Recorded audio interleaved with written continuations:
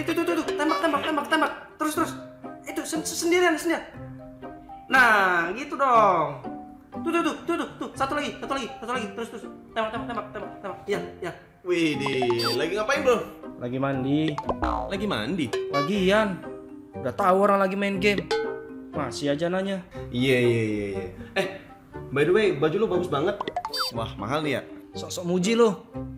Ini pasti ada maunya kan? Hei, tahu aja. Pinjam duit dong. Pinjam duit? Enggak. Yang kemarin aja belum lo bayar.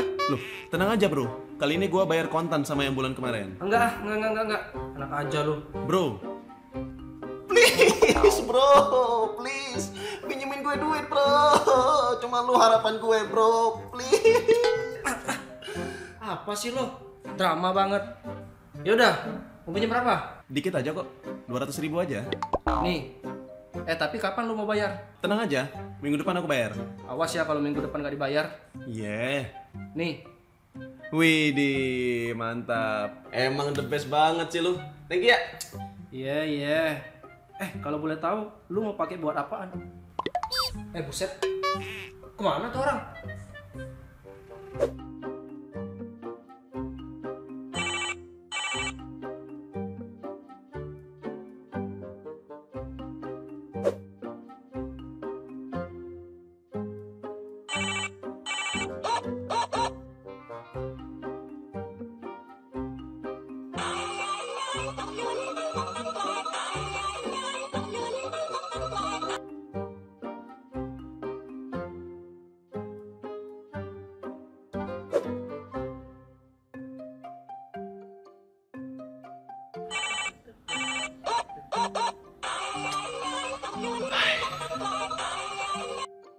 Halo, bro. Waduh, bro. Lu kemana aja sih, bro? Lu kapan mau bayar utang? Gue lagi perlu duit banget nih, bro. Bro, kalau gua ada duitnya, gua pasti bayar, bro. Cuman sekarang gua belum ada. Tolonglah pengertiannya, bro. Ya nggak bisa gitu lah, bro. Aku lagi perlu banget nih duitnya. Bro, kita ini bukan baru kenal sebentar, bro. Masa lu nggak percaya sih sama gua? Lu kira gua mau kabur gitu? Lu kemarin kemana aja? Gue telepon nggak pernah diangkat. Lu sengaja ya? Alah, bro. Berapa sih emang utang gua? Kok lu segitunya banget sih?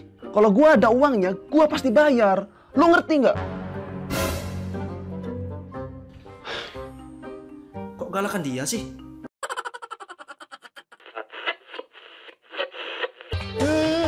Perasaan kau berutang padaku 1 minggu jadi bertahun-tahun.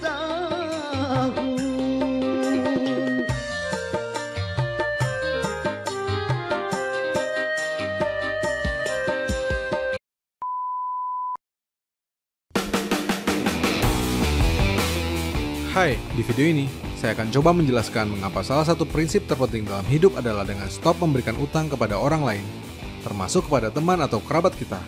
Yap, betul, kamu nggak salah dengar. Ini bukan saran yang akan membuatmu jadi manusia yang kejam dan jahat, apalagi kikir.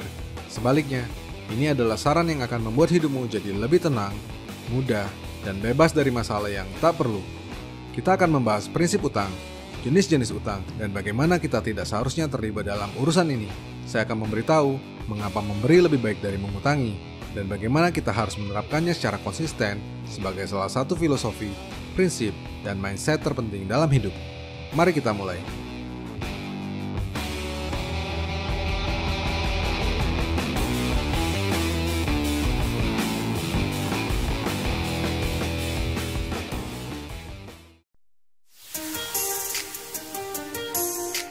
Jangan beri utang kalau kamu tak kuat menagihnya.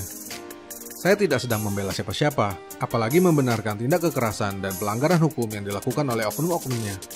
Tapi pernahkah kamu berpikir, mengapa bank, leasing, lembaga keuangan, bahkan hingga rentenir harus repot-repot dan capek-capek mempekerjakan jasa debt collector untuk menagih utang? Tak sulit menjawabnya, karena orang yang ngutang memang suka lupa ingatan, pura-pura lupa. Menagih orang yang ngutang itu lebih sulit dari yang tersulit, ampun-ampunan. Lebih rumit dari yang paling rumit, ngomongnya nggak enak, ditahan bikin nyesek. Lebih nyebelin dari yang paling nyebelin. Nagih utang rasanya kok kayak pengemis, padahal duit ya duit kita. Lalu pertanyaannya, kenapa begitu? Padahal, kalau kamu ngutang, biasanya kamu tak usah ditagih sudah bayar. Tepat waktu, nggak bisa tidur kalau masih punya utang, pusing mikirin utang, dan kepingin segera melunasinya bukan? Maka prinsip selanjutnya mengenai utang, jangan gunakan dirimu sebagai standar.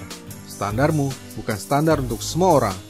Faktanya, tukang utang yang dikit-dikit ngutang, mayoritas juga adalah tukang lupa, dikit-dikit lupa, dicari susah, ditagih apalagi. Kadang cuma tebar janji dan ngomongnya nggak ada duit, tapi postingan di sosmednya kece-kece, hidupnya foya-foya, buset. Maka sekali lagi, jangan beri utang kalau kamu tak kuat menagihnya.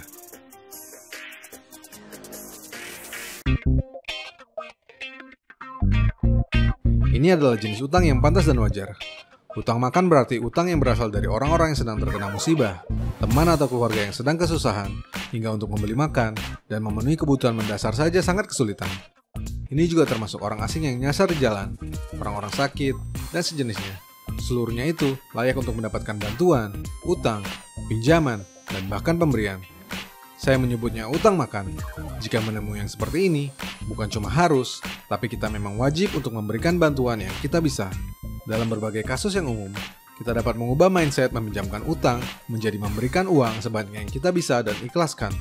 Dengan prinsip membantu, maka kita akan bertanya berapa yang dibutuhkan, lalu menghitung berapa yang sanggup kita berikan sebagai hutang, sambil dalam hati mengikhlaskannya tanpa mengharap uang tersebut kembali. Dengan niat memberi, itu akan membantu kita dan orang yang kita pinjami untuk terbebas dari beban yang tak perlu di masa mendatang. Tapi itu bukan utang yang seperti itu yang kerap kita temukan, bukan? Tetapi utang jenis lain yang aduhai, sungguh menjengkelkan.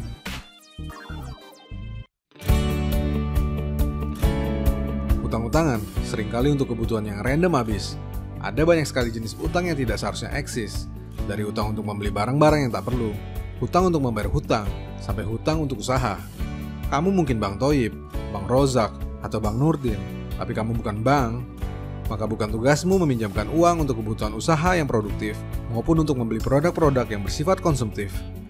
Saya tahu, tidak sedikit orang yang berhati baik, tidak sombong, selalu mendukung teman, dan suka menolong. Tapi suka menolong tidak sama dengan suka ngutangin dong, itu beda jauh. Tolong menolong sesama teman dapat memberikan kebahagiaan, tapi hutang menghutang sesama teman akan merusak persaudaraan. Jika kamu meminjamkan uang untuk menolong, ada banyak hal lain yang dapat dilakukan selain meminjamkan uang. Kamu dapat mendukung usahanya, membeli produknya, memberi saran, atau menemaninya. Jika kamu meminjamkan uang untuk menanam budi baik, agar dapat ditolong lain kali saat kamu membutuhkan pinjaman, percayalah, itu tak akan terjadi kecuali kamu juga tukang utang. Jika kamu meminjamkan uang untuk memberitahu kalau kamu punya banyak uang, bego kali, gak ngotak lah itu.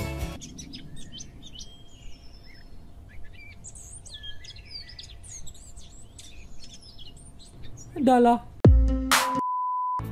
Jika kamu meminjamkan uang karena teman membawa jaminan, menjanjikan bunga, ya kan sudah dibilang kalau kamu bukan bank. Sesungguhnya, memang tidak terlalu banyak hal positif dari sikap saling hutang-menghutangi sesama teman dan kerabat. Sebab janji tinggal janji. Manis saat minjem duit, tak berarti manis saat mengembalikannya. Faktanya, ada banyak utang yang berakhir tak dibayar atau harus ditagih setengah mampus. Padahal itu duitmu, yang kamu hasilkan dengan keringat, waktu, dan perjuanganmu. Kamu mungkin punya rencana untuk uang tersebut. Kamu sudah mengeluarkan tenaga untuk mendapatkannya. Kenapa kamu harus mengeluarkan tenaga ekstra untuk mendapatkannya kembali? Maka, lain kali, kalau ada orang, teman, atau kerabat yang ingin ngutang, tapi nggak masuk dalam kriteria utang makan, beritahu mereka jika tidak ngutang teman dan tidak memberi teman utang adalah salah satu prinsip dalam hidupmu. Sekali lagi, beritahu dengan lantang dan tegas, tidak ngutang teman dan tidak memberi teman utang adalah prinsip hidupku. Tunjukkan video ini jika perlu, dan jangan pernah khawatir dengan prinsip tersebut. Percayalah, ini adalah salah satu prinsip hidup yang akan membuatmu lebih tenang, lebih bijak, dan lebih bahagia di kemudian hari. Saya, Rianto Astono. Saya anti utang mengutang sesama teman.